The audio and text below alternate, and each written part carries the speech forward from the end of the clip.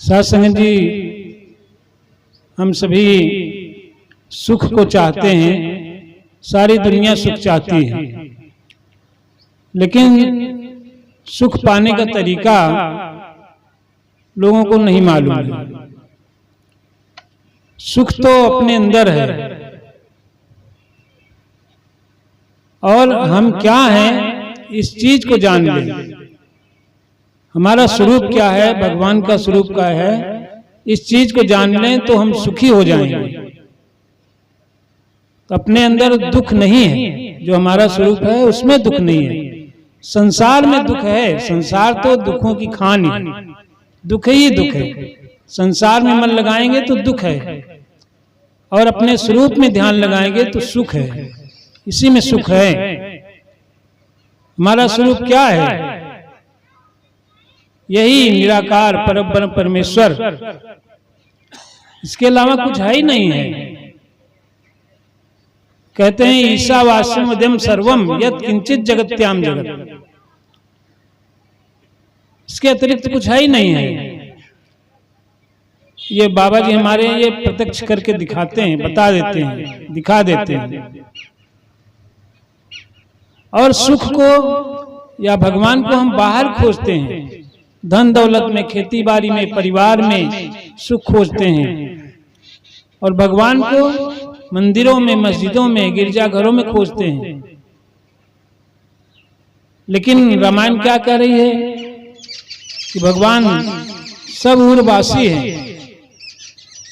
कहते हैं कर्पूर गौरम करुणावतारम संसार सारम भुजगेंद्रहारम सदा वसंतम हृदयारविंदे भुवम भवानी सीतम नमामि।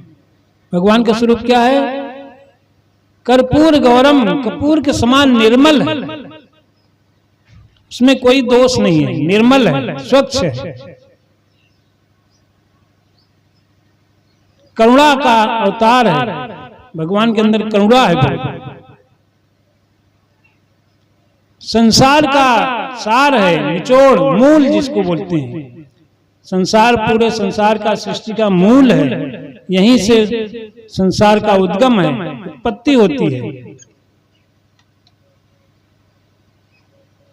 संसार सारम भुजगेंद्रहारम, भुजगेंद्र माने लोग सांप कहते हैं, सांप लपेटे हुए रहते हैं गले में। सांप क्या है? ये तमाम जो प्रपंच है, अभिमान, ईर्ष्या, जलन, यही सब सांप हैं। हम सबको बहुत ग्रसित किए हुए हैं, डंक मारते हैं, जहर छोड़ते रहते हैं, जिससे कि हम सब परेशान रहते हैं। तो इनको वो बस में किए रहते हैं। भगवान के शरण में रहेंगे तो ये सब बस में रहेंगे हमारे, भले अगल बगल लपटे रहें। और ये रहते कहाँ हैं भगवान? सदा वसंतम हृदयारविंदे, हमारे हृदय में रहते हैं, और सदा रहते हैं, हमेशा। सदा माने हमेशा, ऐसा नहीं कि 1 घंटा रहे उसके बाद चले गए कहीं, 2 घंटा रहे फिर कहीं चले गए, ऐसा नहीं, हमेशा बसते रहते हैं। हमको पहचानने की, जानने की जरूरत है बस। और ऐसा भी नहीं कि कहा सदा वसंतम हृदयारविंदे, हृदय में है, कहीं मंदिर मस्जिद में नहीं बताया कि सदा वसंतम मंदिर मंदिर, इस तरह से नहीं कहा। हृदय में हमारे पास है। इसी तरह रामायण भी कह रही है, प्रकृति पार प्रभु सब उर्वासी। भगवान प्रकृति से परे हैं, अलग हैं। प्रकृति को जब बाबा जी ने बताया ना, सारे प्रकृति को छोड़ देंगे, अलग कर देंगे, तो जो शेष बचेगा वही हमारा स्वरूप है। तो प्रकृति पार प्रभु सब उर्वासी, ऐसा नहीं कि प्रकृति के पार मंदिर के वासी या मस्जिद के वासी, लेकिन हम मंदिर में ही भागते हैं, दौड़ते हैं, तीर्थों में ही भागते हैं। रामायण पढ़ रहे हैं लेकिन उसको समझ नहीं रहे, उस पर चल नहीं रहे।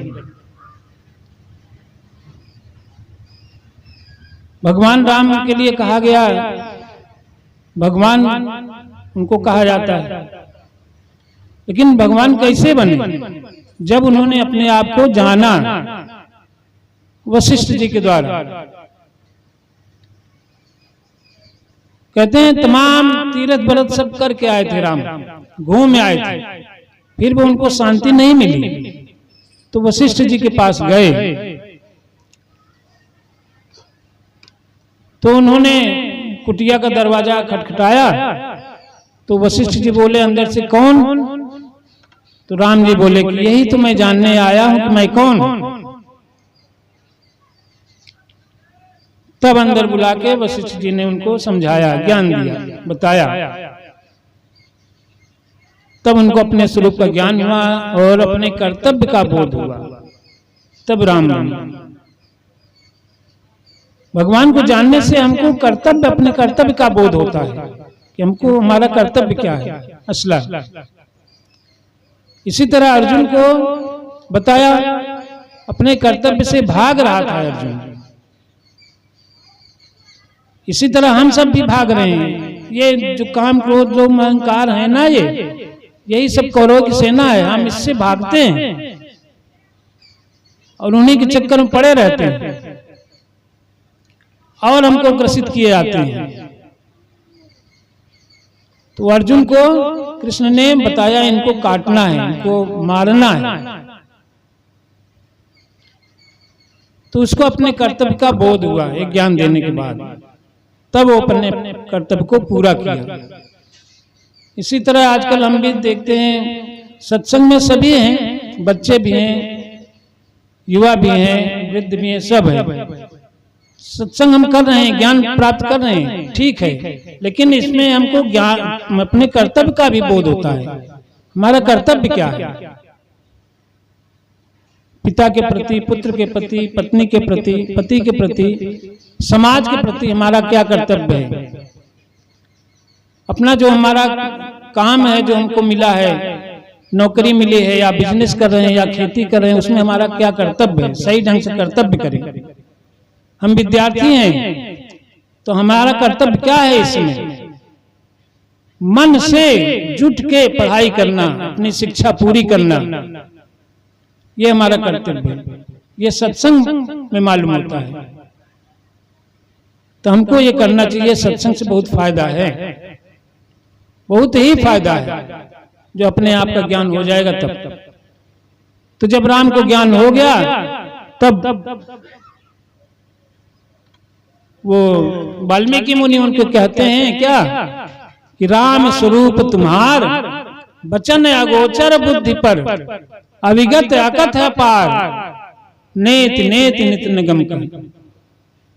तब वाल्मीकि जी ने उनके स्वरूप को बताया, जान गए कि राम जो है ब्रह्मज्ञानी है, अपने स्वरूप को जानते हैं, अपने स्वरूप में स्थित हैं। तो उन्होंने उसका बखान किया कि आपका स्वरूप तो ऐसा है। जग पेखन तुम देखन हारे,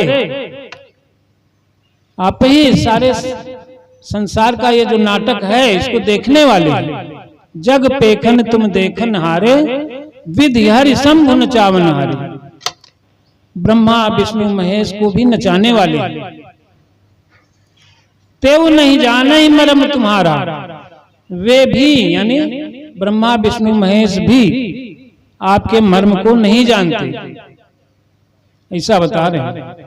तो और कौन जान सकता है आप? और हम लोग कल्पना से ब्रह्मा विष्णु महेश को मानते चले आ रहे हैं। सबसे बड़े देवता यही त्रिदेव। ये कोई त्रिदेव नहीं है, देवता नहीं है, ना भगवान है। ये हमारी कल्पना के हैं। अगर वास्तविक रूप में देखा जाए तो ये इस निराकार परब्रह्म की शक्तियां हैं, गुण हैं। ब्रह्मा इसका एक गुण है, संसार को उत्पन्न करने का गुण। ब्रह्मा उसके रूप में उसको कहा जाता है। संसार को पालने का भी गुण है इसमें, संसार को चलाने का गुण है। वही गुण विष्णु के रूप में है और अपने में विलीन करने का भी गुण है इसमें। वही महेश का गुण है, महेश समझिए। और कोई अलग से देवता नहीं है। लेकिन हमको असलियत का ज्ञान नहीं है। हम शास्त्रों को, पुराणों को पढ़ते हैं, लेकिन उसमें इतना कर्मकांड भरा हुआ है कि उसी में उलझ जाते हैं। उसमें से ज्ञान को हम निकाल नहीं पाते, और ज्ञान तब उसमें हम छांट पाएंगे जब यह बाबा जी का ज्ञान हमको मिल जाएगा। तब प्यार से कहिए सद्गुरु भगवान की जय।